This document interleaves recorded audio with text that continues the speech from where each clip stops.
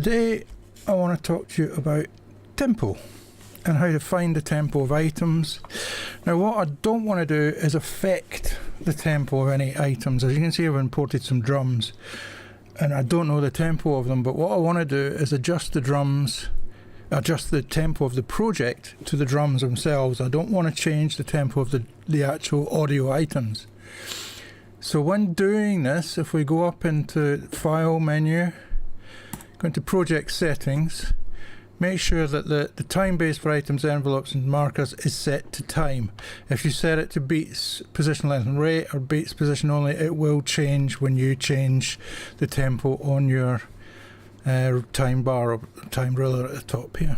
Okay, so we have that set to time. So whatever I do now, these will just stay the same, and I can adjust the time of the project to the drums. If we have a quick listen with my click track on, you'll hear that they are not at the right time. So let's have a quick blast of them.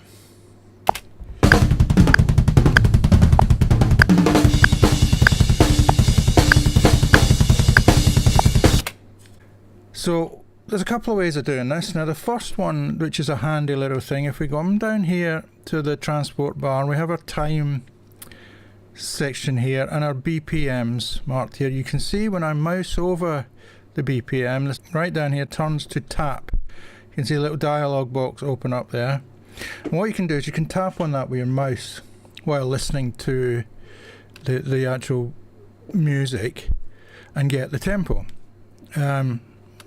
What I have done is that doesn't really work too well. So we're up into the action list, and if we put in tap tempo, so we've got the action transport tap tempo. Now if I actually assigned it to a key on my keyboard, you can assign this to a MIDI controller, whatever you want is easier. But I just find it works better when I'm trying to tap the mouse. It sometimes slips off of the actual thing, so you don't get the right tempo. The mouse moves around and the arrow comes off of that tap tempo part there. So I have it set to the letter T. You can set it to whatever you want. To do that, you just highlight, and down here you click add, and then you press whatever key, be it a MIDI controller, whatever you want. Okay, so I've already got that assigned to the letter T, so let's close that and I'll show you how that works. So if I play this, and I'll just tap T to try and get the tempo. Switch off the tempo.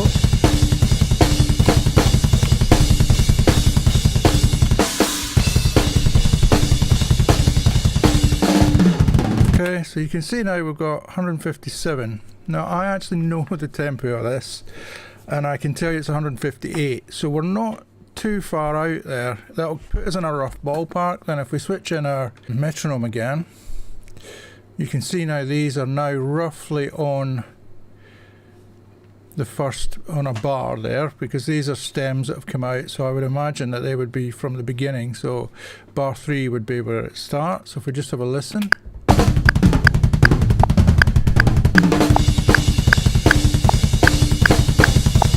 and you can hear it slightly ahead. If we just adjust the tempo to 158,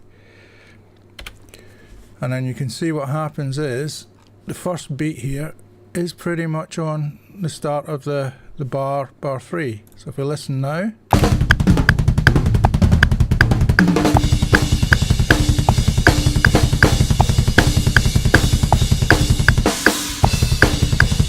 so you can hear that's now in time. Okay, so that's great. That's one way of doing it. So that's number one. If I'm trying to find the rough tempo of a song that I know has been recorded to a click, that's what I'll do, because then I can trust that the whole song is at that tempo. Let's put the metronome on.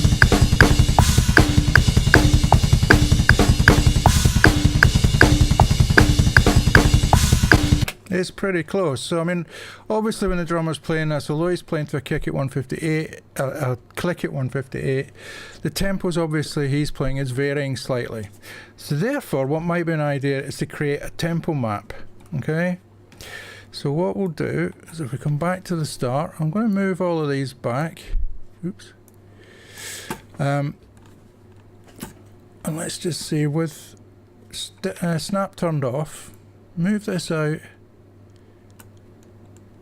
so that the first hit is on the first bar. Usually give myself a couple of bars. And then I will create a selection, and again, we know we're kind of roughly there, but I would try and find where the bars loop round.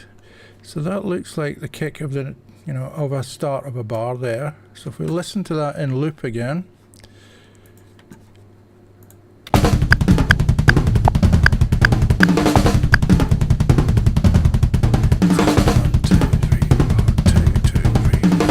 so we know that's 2 bars there. So what we can do is if we go into actions and show action list, and if we put in create measure, you'll get these 2 guys come up. Now this first one I don't use very often, but what will happen with that is it'll assume that you've only selected 1 bar, and it will give you the time selection for that. So if we run that, I'll show you what happens. So what it's basically said is it's a tempo 79.58 and it's over 1 bar. Okay, so if we undo that, the next one, if we run it, and then I move this out of the way, you can see it gives us a selection, so we can decide how many bars we think that is, and then it will give us a time selection for tempo there, and we can click OK. So it will alter the tempo now, but because it's slightly moved at all, we have to line this up again. Okay.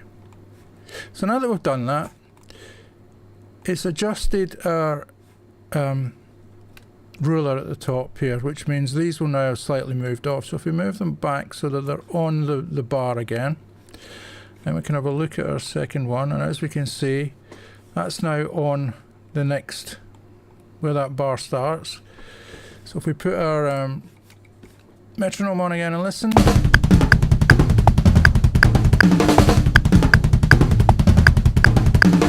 sounds okay. So let's pull this over and let's find where we think another 2 bars is. I'll switch off that.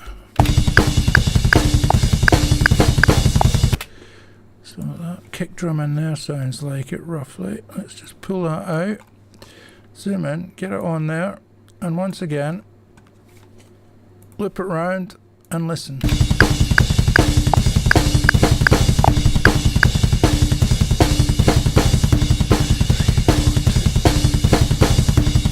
So that sounds pretty good actually. So if we make sure that's on that drum, kick drum, we know it's still on the last one because we never moved it.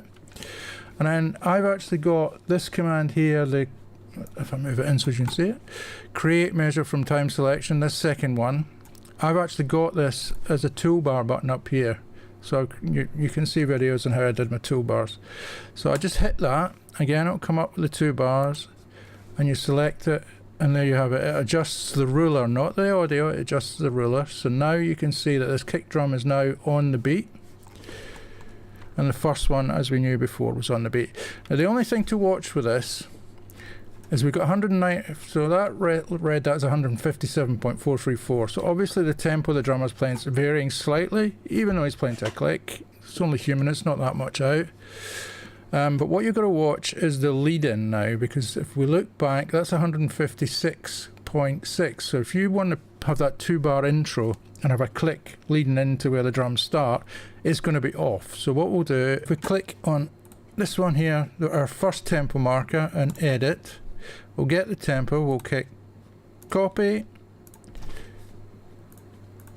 and come back to this first one here, edit, and click paste. Okay, so now we'll have to rejig this, so we'll have to move them so it's back on the ruler.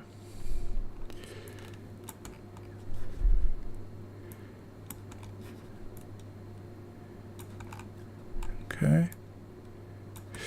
So what will happen now is our click, our lead-in intro click will be the same as when the drums start. So for the bass player or whatever to get the click, if he's going to play to this, to come in. And then you just carry on through the song. We set this, let's put snap on, set this one to the bar again. Set this one to the bar, sorry.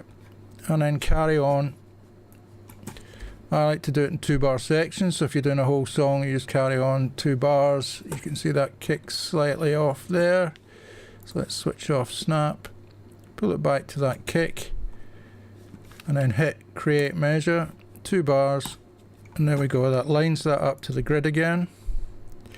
And so we go on, and you go through the whole song until you've tempo mapped the whole track, which will then give you a click. So for example, if you've got demos that people have sent you that haven't been played to a click and they want to keep the feel, ad infinitum, there's various things you can use this for. But I hope that helps, and it just gives you an idea of how you can find tempos of unknown tracks or whatever when importing them into Reaper. Thanks guys, see you later, cheers.